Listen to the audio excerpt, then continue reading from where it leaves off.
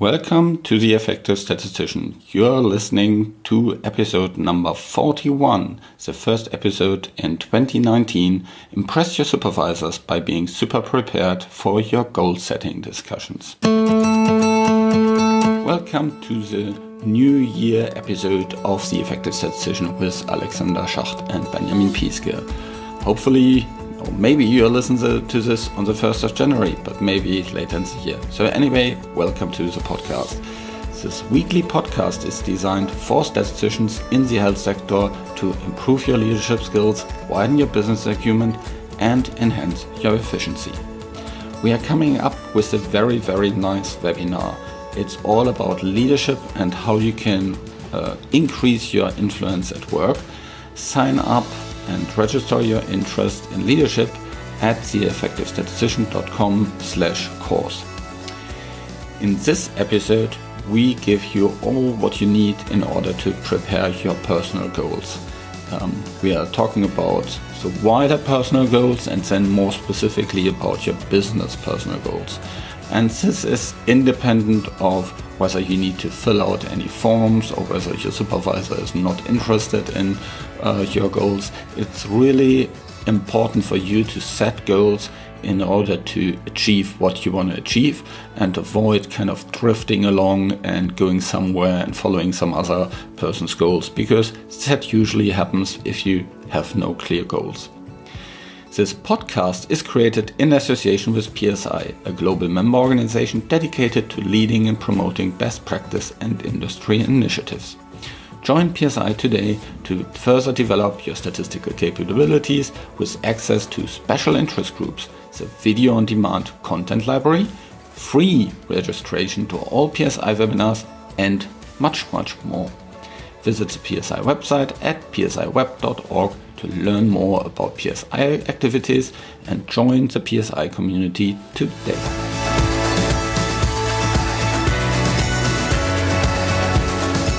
Hello, this is another episode that we are actually recording from Benjamin's kitchen, like the last one, the Christmas one. Yeah, but it's a new year now. Yeah. So I hope you celebrated the year good, and between our last and this episode there's only one beer. Yeah. For you it was 1 week with lots of celebration and gifts and everything. So yeah, hope you had a good start into 2019. And this episode is really about 2019 and having a successful 2019 in terms of running in the right direction.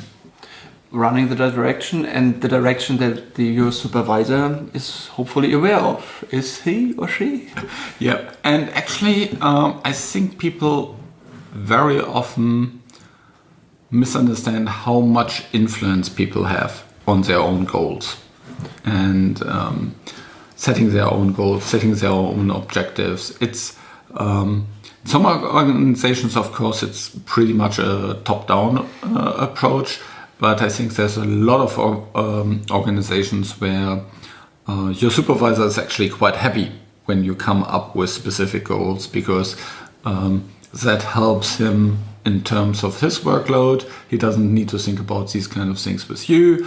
And if you come up with good goals, then he's usually fine with that. Yeah, and also if it's a top-down mentality in the company, it's usually just setting the frames.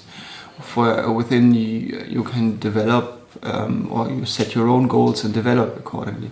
So I think it's either way. I think it's a really good option to think about your goals and what you would like to achieve and where you see yourself in the future.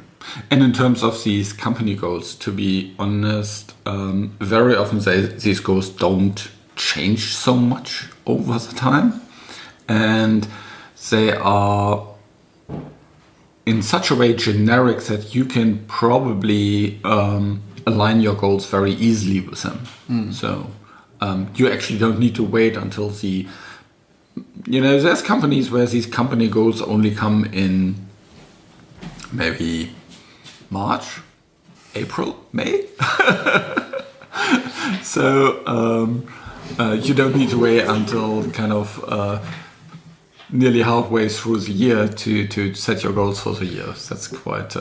So really, I think it's important to set goals early in the beginning of the year so that you can really work the complete year on achieving these goals. Yeah, so we already talked about like the reasons for setting the goals. So we had we mentioned to align with the supervisor, to let her know what your goals are and where you think you would be aiming at, and kind of see and understand if this is in line with the supervisor. I mean, honestly, not all goals are necessarily to be accomplished in a company, whatever setting it is. So that's why I think this is still necessary to align with your supervisor and the company goals. It's always helpful if you can create win-win situations. So if you work on things that your supervisor is interested in, then you get easier support in terms of budget, time, funding, whatsoever, and also help directly maybe from your supervisor. So have a good alignment there is quite useful. What else are the reasons why you should be setting your own goals or think about setting your goals? I think one of the big things is that you think from the end. You know in which direction you want to go. So thinking from the end is one of the, I think, one of the 7 habits of highly successful people that Covey talks about. And if you constantly go in the same direction, each day, a little step, you can achieve quite a lot. If you go each day in maybe even a bigger step, but in all kind of different directions, you don't get a lot done. So what do you mean with, aligning in the future? So what type of goals would you set, or what is the timely difference that you're talking about? Well, I think that in terms of coming from a time perspective, I think you need to have some long-term vision in terms of what you want to achieve, long-term goals. And there I speak more maybe about 5-year goals. But it's important to kind of break them down into, a 1-year goal, because that is usually the usual company. Business company kind of setting. And also 1 year is kind of the cycle in which lots of our companies run in terms of business planning, in terms of, maybe promotions, projects, all kind of different things. Okay, and since there are some other reasons actually for setting goals, it not only gives you direction, but also if you lose track, you notice you're not working towards your goals anymore. Looking at the goals, it helps you to get back on track.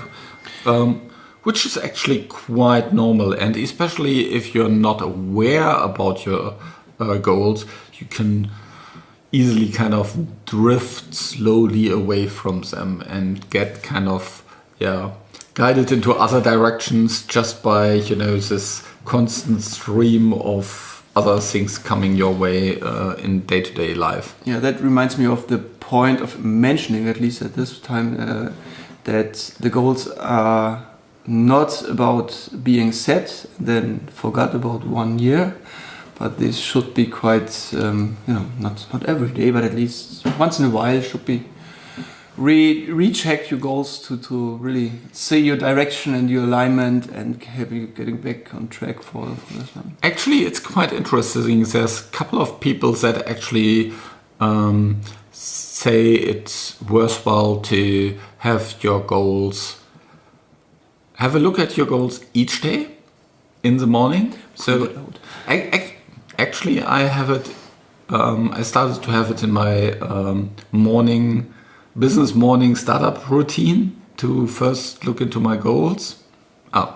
After starting the computer and getting some coffee, but the next step is to actually look into the overall goals, so that I can kind of for this specific day think about what are my priorities in terms of my actions and how do they align with the goals. And you still do it every day? I currently do it nearly every day. well, 100% is quite difficult to achieve, but yeah, very close to. And does it help you to plan your day-to-day? Yeah. So it helps me to kind of say no to certain projects if they don't align with the goals, and it helps me to prioritize those that are really kind of working towards these goals. Okay, but what actually, now talking a little bit more about the goals itself. So what is the setting for the goals? So, I mean, obviously we're talking about business goals, but business goals shouldn't usually be the only goals in your life. So No, I think, and there's lots of, I think that's one of the flaws in the system. If you have your life outside of business not under control, that has an impact on your business life. And if your business life is out of control, that has also an impact on your family and all kind of other things. So I think that there needs to be a good balance in terms of all the different aspects of your life. And I'm not saying that I'm, in balance there, because, that's, the word balance actually says it. You need to kind of constantly work towards achieving it. It's it's balancing it. Yeah, if you let it slip for a while, it gets out of balance very, very easily. So there's other aspects of your life, and that is very, very personal for different people. It also changes throughout your life as you have different episodes of your life. You have, of course, when I was a student, I had very, very different kind of areas, and now having small kids, or, when kids are out of school and out of the house, then you have another episode of your life. So, but generally, I think there's a couple of different aspects that you need to have in mind when setting your goals, and maybe you should have goals for these other dimensions as well. So things like you don't put the goals in there. It's just more that you should choose your goals, and keeping these other things in mind. But you could just for yourself, of course, not with your supervisor, discuss about what are your goals for your marriage, or what's your goals for your family, or what are your goals for your health, or something like this. But I think it's good to have a little bit kind of in mind that you need to balance these things with your family goals, with your maybe spiritual goals or health goals, or maybe, you have hobbies or a community that you are very active in, or you want to spend a lot of time with your friends. How do these kind of things balance versus your business goals? Yeah. So don't ask for weekly travel to conferences if you have 5 kids at home, and or maybe because. So then wait for them being old enough. So So in terms of the business goals, I think it always helps if at first you start with an assessment of where you actually are. Yeah, indeed.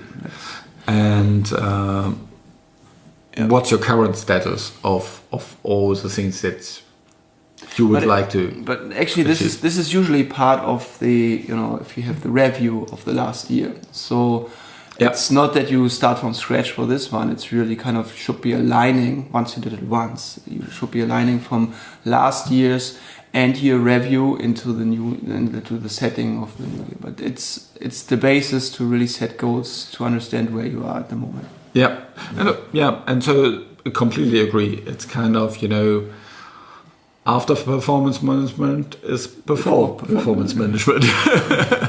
And the better you are prepared your year-end reviews, the more prepared you come into the new year, of course.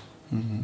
And we had a very nice episode in early December about that. Yeah.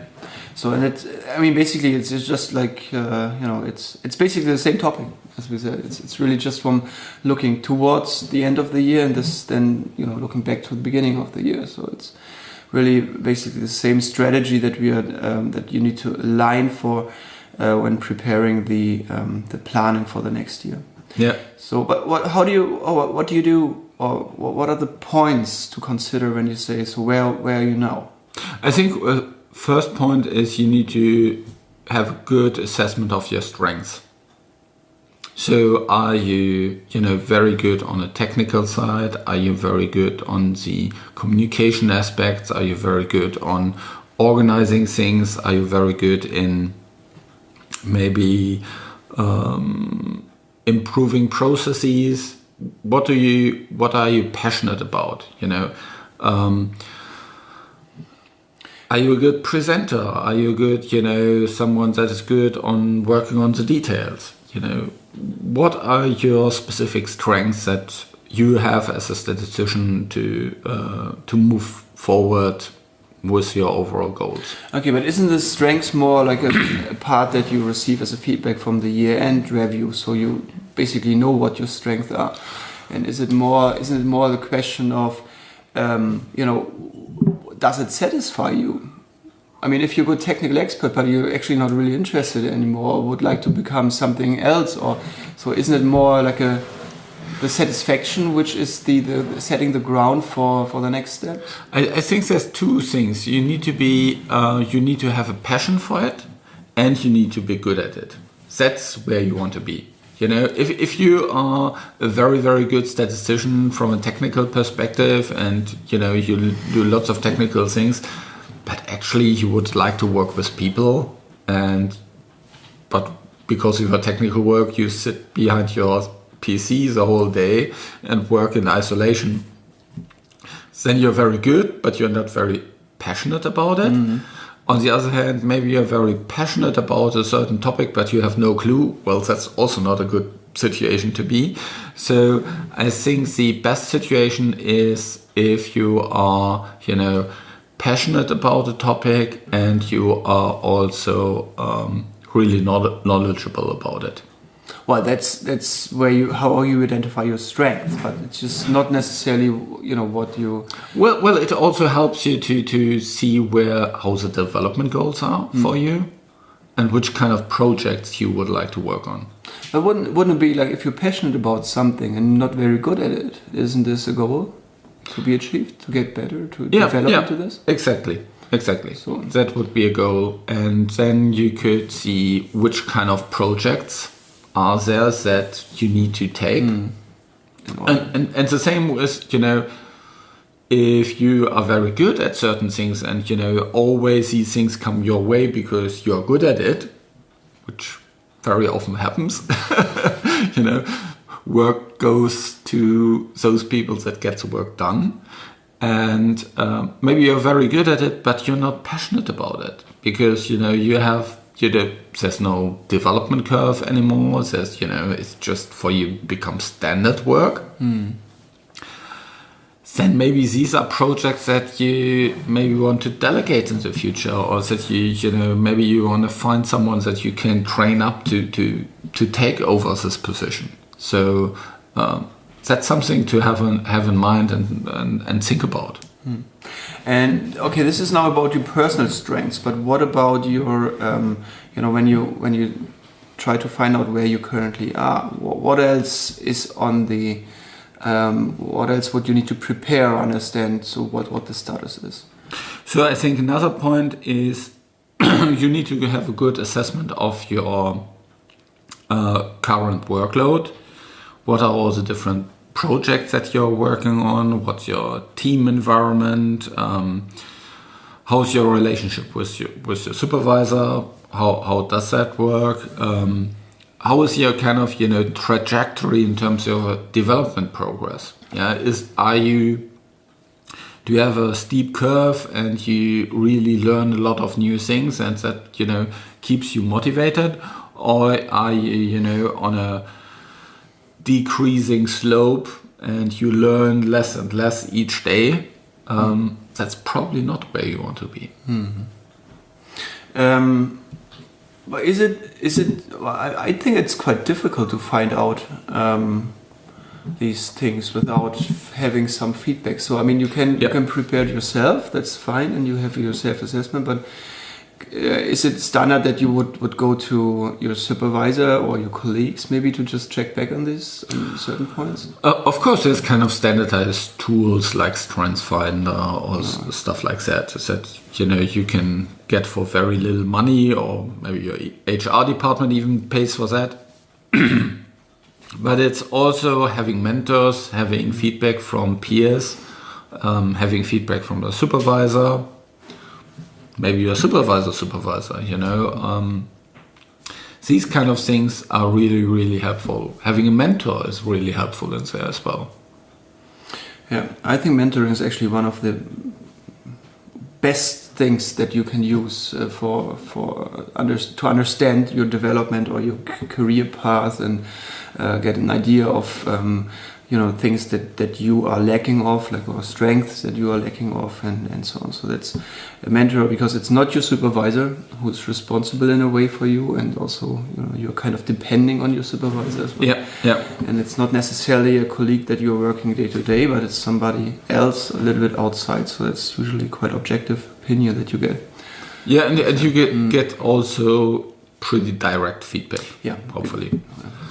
And by the way, it doesn't need to be just one mentor. You could have a couple of mentors, potentially, that you talk with different aspects about your work, and you get feedback from them on how you're doing, and that could be quite helpful as well. There are companies that set up mentoring programs for their staff, and then you can choose or kind of get an idea of where what tasks or what direction the mentoring should be. So let's say management or presentation or interaction, communication, and so on. There could be one mentor for one of these areas. Yeah. Or maybe you want to become very, very good in multiplicity adjustments or something like this, and you find a mentor that works on that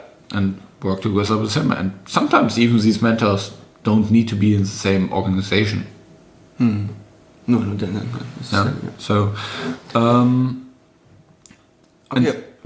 and you could have formal and informal mentoring, but that's kind of maybe a topic of its own. Yeah. Okay, but now we talked about setting like the basis, but what about what's the next step then? So where are we? What do we set as a goal? I think it's always good to first go into kind of a little bit of long range planning, and for me, long range planning is 5 years. Okay, because 5 years is still something that is kind of in a reasonable range. It's kind of, if you start to with universities, that is kind of this 5 year range, or if you think of promotions, maybe that's a 5 year range or something like that. That is from me a reasonable amount of time that is far enough in the future so that you can dream a little bit bigger, but it's still not so far in the future that it's kind of completely out of range. And to be honest, I couldn't have said 10 years ago where I would be now. That's kind of, life is on a different planet. Yeah, I would actually give one exception for this is, for example, if you're a new starter to your job. Yeah. So if you're really new, then 5 year planning is really like over the top, because it is, give yourself 1-2 years to just get an idea of where you could possibly go. Yeah.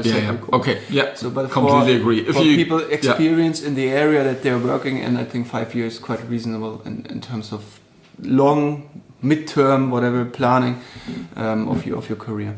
Yeah, and I think it's in terms of having a vision for that, it's not so much about to have super specific goals there. That I want to earn exactly X amount of money and have Y amount of people that are reporting to me and have that amount of papers published or whatsoever. Yeah, so it's more about kind of having a picture, a feeling of how a day would look like. So imagine, in 2023, or 24, and you walk into the office, early January. How would a day look like then? What would be your task be? What kind of project would you work on? With whom you would work on these kind of things? How would your calendar look like? What kind of emails would you receive? What kind of topics you would work on? Have a kind of feeling on these kind of things, so that you can assess whether that is the right future for you. Still seems difficult. I don't even know what I'm doing in January next year. Yeah, but no, I agree. I think it's if you have the possibility or have a good idea about how this would look like, then it's definitely the right thing to do. But actually, I mean, no, but you can look into kind of people that are maybe where you think they are 5 years ahead of you. Yeah, and how do they? Well, I mean that's an easy exercise. If you're really somebody who you are aiming or you set yourself as a goal. I mean that's unusual as well. That you have directly work with people. You may have a skill set or some attitude or aspect of somebody else's work life that you can use as your goal, but that may help you, but not necessarily. No. But it's kind of maybe a surrogate. Yeah. It's a surrogate. Yeah, it's a surrogate for where you can get to. And in terms of the goal, I think we can dream a little bit bigger there, because I think people get surprised of what they can accomplish in 5 years. Just thinking back, 5 years before I actually finished my PhD, I would have never thought about even starting one. So it's yeah. That's no, indeed. I mean, this is really about developing, and obviously, I mean, developing is part of the whole exercise. Otherwise, it's not. And of course, if you dream big, then you also have something that actually pulls you into that direction. There's no point in having a goal that's not, something worth to go after. If you have goals that, you think, well, I just show up every day to work and then I reach it, well, it's not really a goal that you want to go after, isn't it? Yeah, no, I agree. It's just, just when we talk about the 5 years, so I mean, obviously the planning is now set for 1 year, and even 1 year is quite, might be in the, quite vivid world of all the changes that we see in the pharmaceutical area primarily. So what is the real, or what's the best way of breaking the 5 years down into steps that you actually can measure and can better plan or directly plan? Yeah, so just one thing regarding changes. Of course, dramatic changes can happen, and then you need to adjust your plan. But it's better to have a plan that gets adjusted to have no plan at all. Easier to adjust. and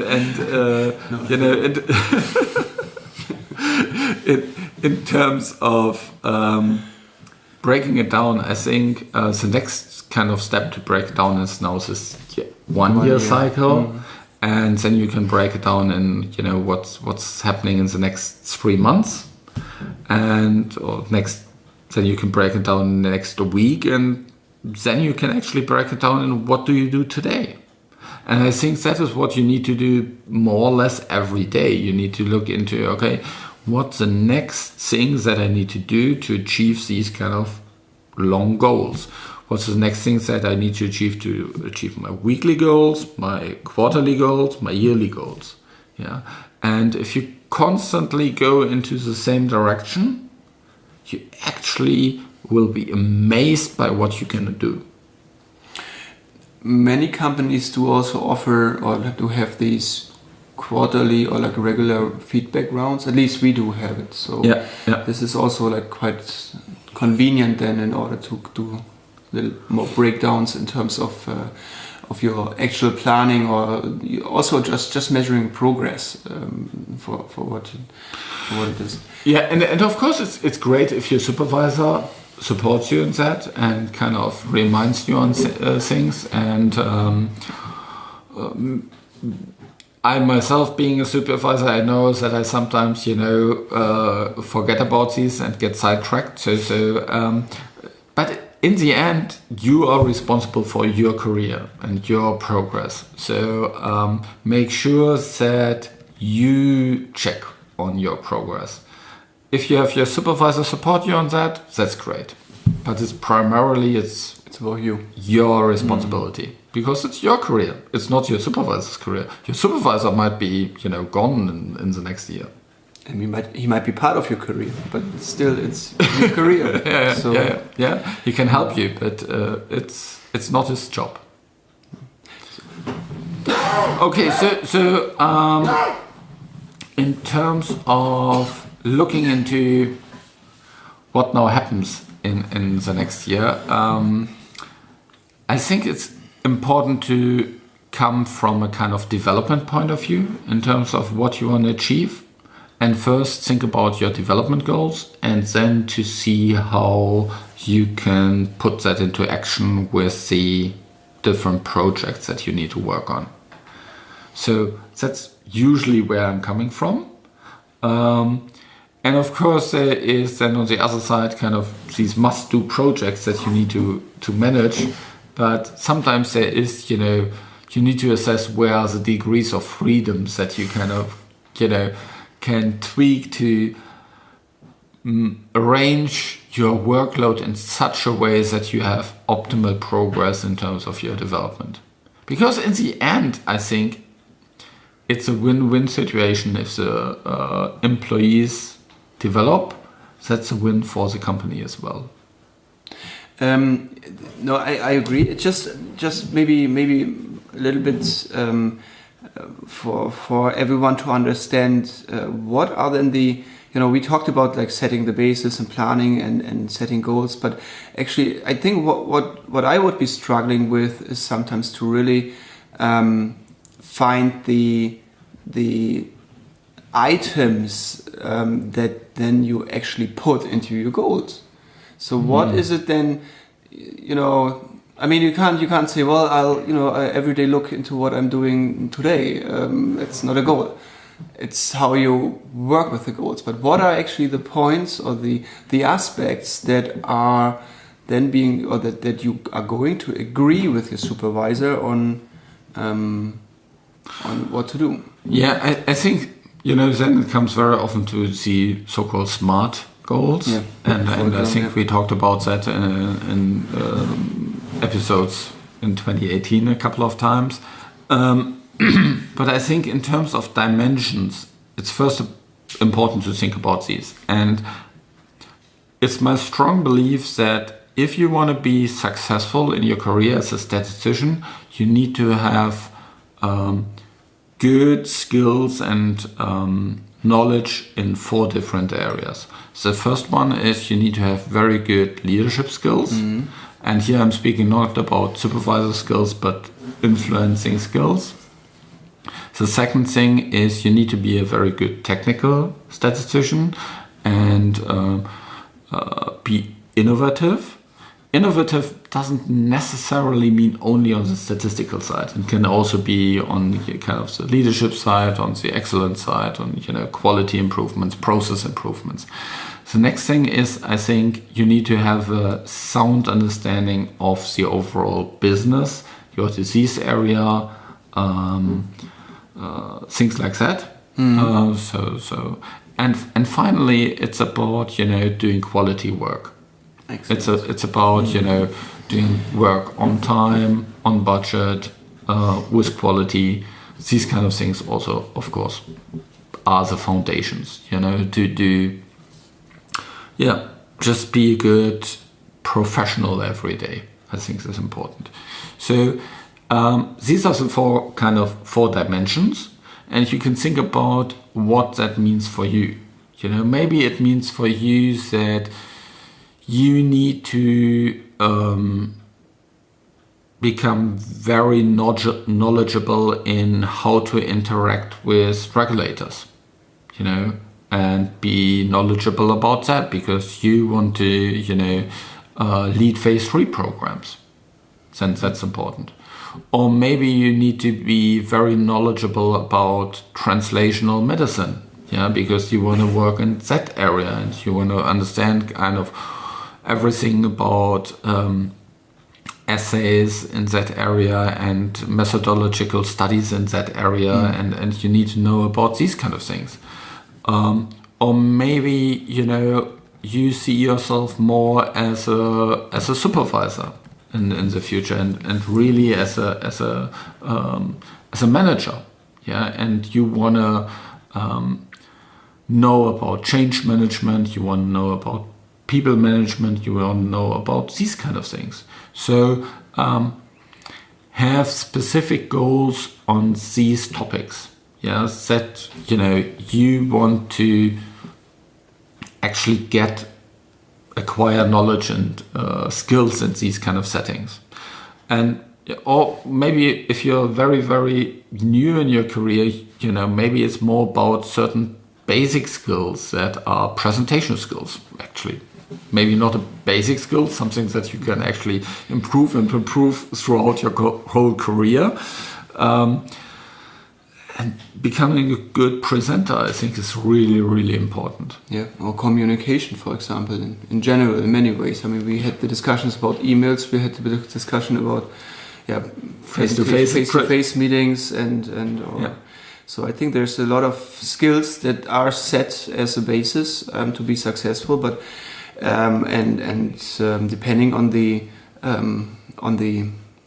let's say how far you got in your career path, I think you could be setting some of these goals as well for the next years.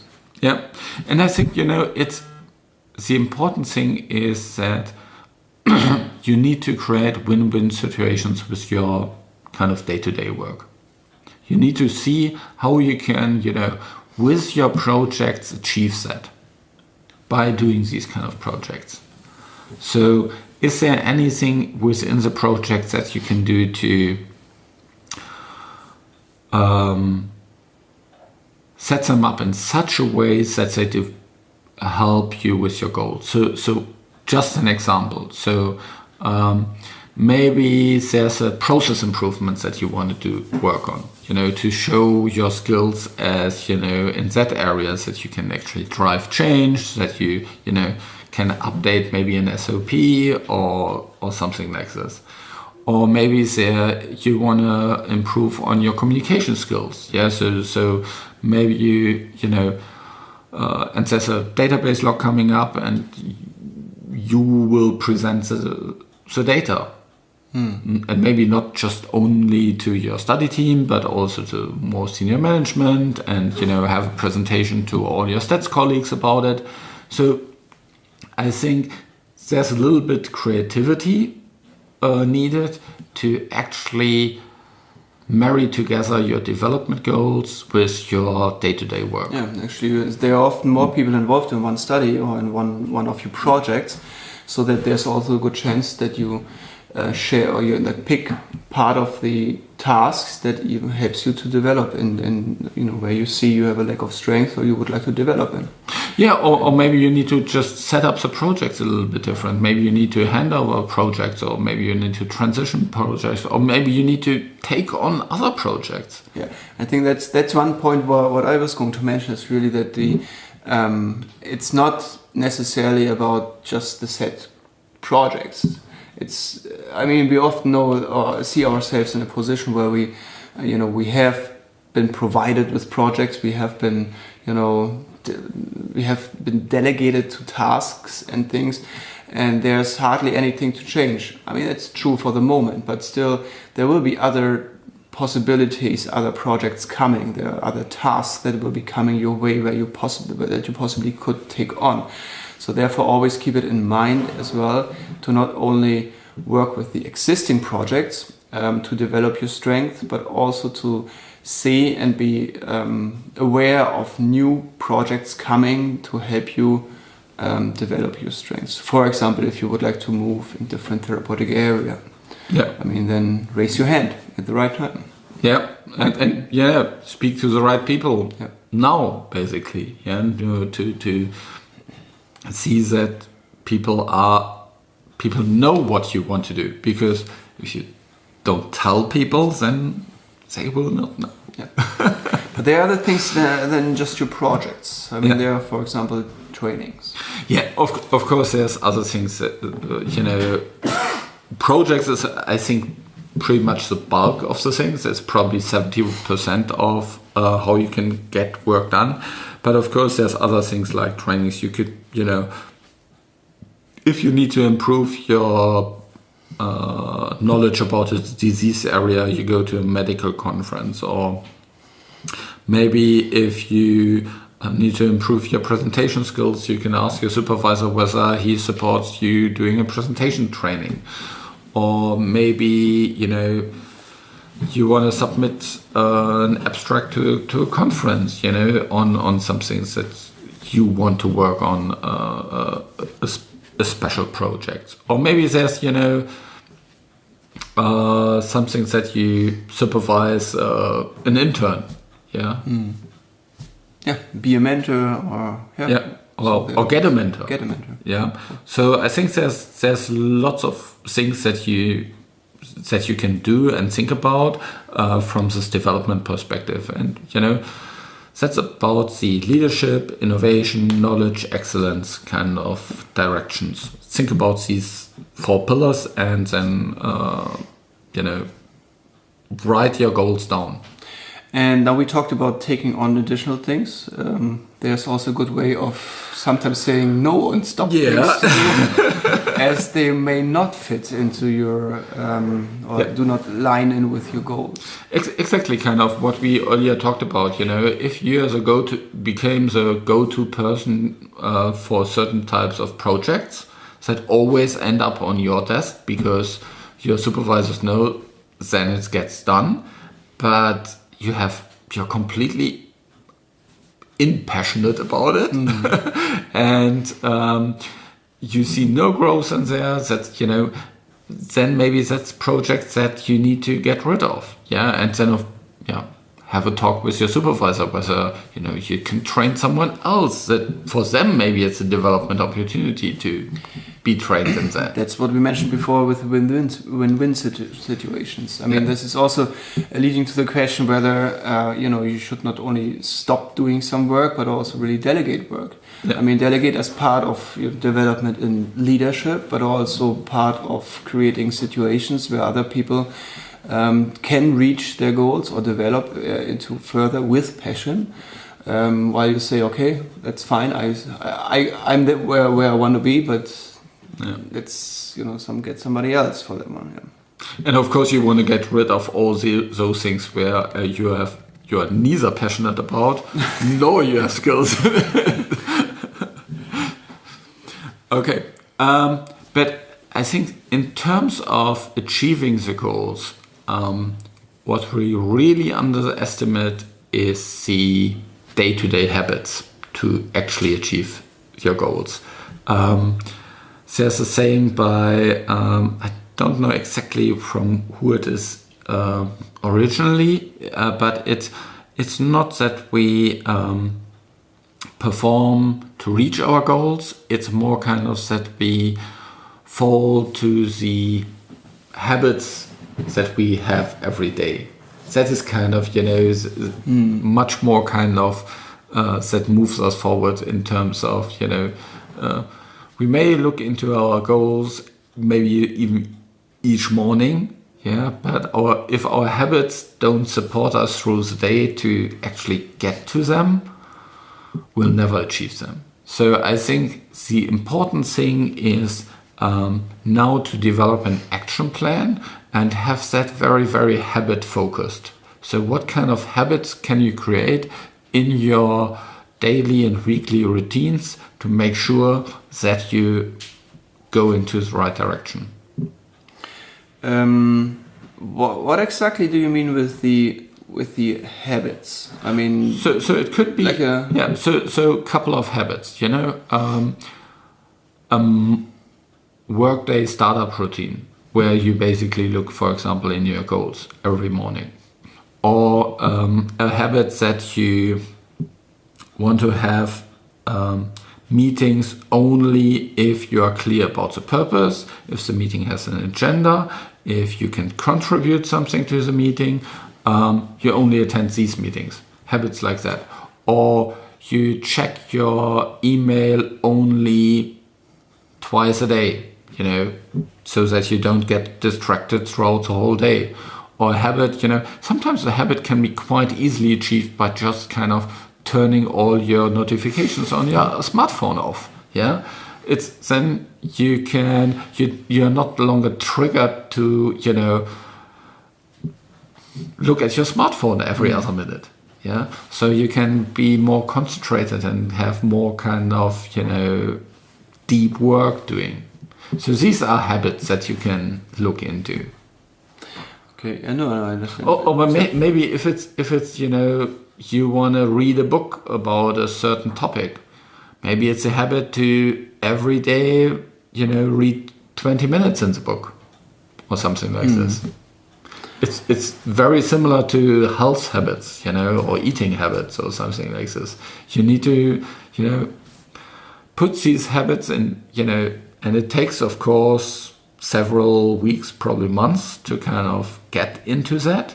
But this is really where you get major achievements. If you set up routines, set up habits, and you set a line to your goals, and then you work on these habits. Yeah, I think it's a good point. I mean, especially, okay, some people don't get to the nutrition habits that they want like for their life, but it's just no, I agree. That's it's a good way of just take your time to reconsider the daily things. Really, what you are falling into, or what habits you fell, and consider whether these actually help.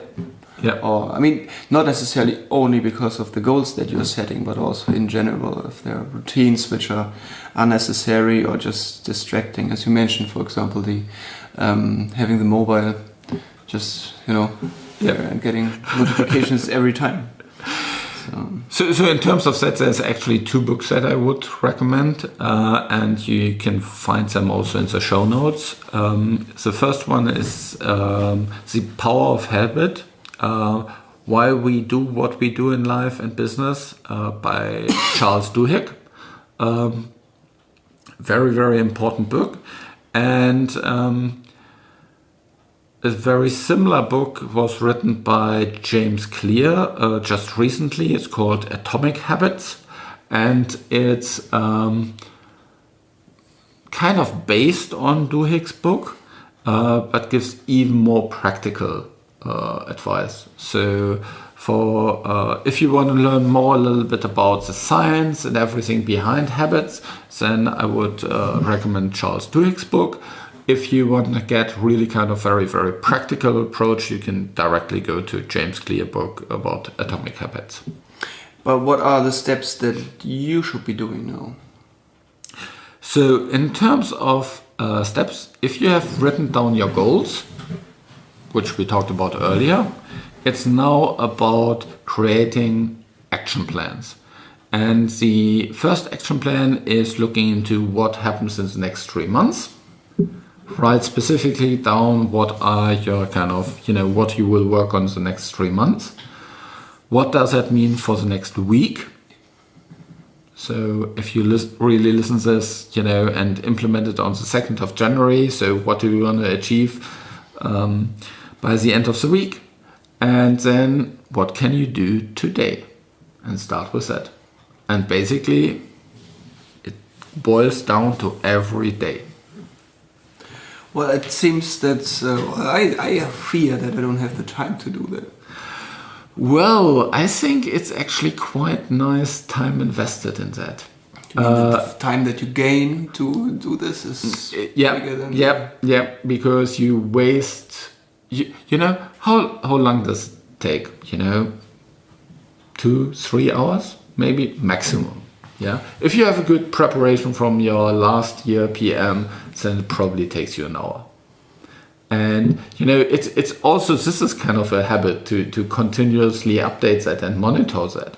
And then it takes far less time. Of course, if you first need to kind of have your whole life kind of restructured, that takes maybe 2 days or something like that. Maybe you need to take a weekend off or something like this. But if it's really about kind of you're in the right lanes already, then it doesn't take so much time. And how easily do we waste 2-3 hours throughout the year? Very easily. Very easily. Yeah. And working on the wrong project for a couple of weeks or months. Yeah. Long time. Is, I think it's pretty good to be aware about what you want to say no to and what you want to say yes to. Yeah, and also, I mean, as you mentioned before, it's a lot about the goals and about passion. So basically, this is an investment in your satisfaction at work. Basically, so if you move into the wrong directions, you go to work every day, let's say in extreme, without any passion, and I mean, that's a waste of time. Yeah, so that's why. Yeah, it's a waste of time, and it will have consequences on your personal satisfaction and that will have consequences probably on your family and things like this. If you come home every day kind of completely bored and frustrated, that's not a good situation to be in. Okay. Okay. I had just one more point, like my practical question is then, how does this then actually look like in real life? Because, I mean, I know that, I would imagine that a supervisor, if you were a supervisor, Alexander, and somebody comes to you, you would be understanding the goals, maybe the questions behind and the preparation and support it and see the benefit. So, but what is it in real life? So okay, what do you not every supervisor is perfect. Well, no supervisor. No supervisor. Exactly. But okay, so imagine your supervisor doesn't care so much. Maybe he wants to just wait until the company goals are broken down to the business unit goals, broken down to department goals, and so on, until he has his goals from his supervisor, which occurs kind of mid-April. You don't need to wait for that. You can just, it's your goals, it's your career. Set up your goals, your career, and if your supervisor doesn't care, well, then he doesn't care. But at least you know in which direction you want to go. Yeah, I think it's the goals do not. I mean, definitely, or the reaching the goals does definitely benefit from the support from your supervisor, but it's not the one and only support that you need and you can get. And this is really set your goals, make yourself clear about what you're aiming for, and see where this gets to and how you can reach it. Preferable with the supervisor, but you need to set your goals yourself. Yeah. There was a little bit of an unusual tone in the background here, but just one last thing in terms of HR forms that need to be completed. Don't get hung up on that. These every now and then these HR forms get changed over time anyway, and there's quite a lot of organizations that at any given point in time are changing their performance development goals forms, and just fill them out. But really the important thing is that you for yourself are clear about your goals. And I think with that, we can conclude here. And If you listen to this really on the 1st of January, then have a happy new year. And otherwise, have a great start into 2019 anyway. And if you listen to this at any time in the future, you can basically change your goals at any given day. And if you don't have one, Do it now. do them now. Thanks so much. Thanks a lot for listening. So we talked about development a lot in this episode, and one key area of development is leadership. We are providing some leadership webinars later this month and early February, and you can sign up for this at theeffectivestatistician.course and just leave your interest in leadership there, just by entering your email address there. It'll be awesome. I'm pretty sure you'll take a lot away from these webinars. And of course, these webinars are for free. This show was created in association with PSI. And next week we'll have an episode with Gary Sullivan all about leadership. Thanks for listening.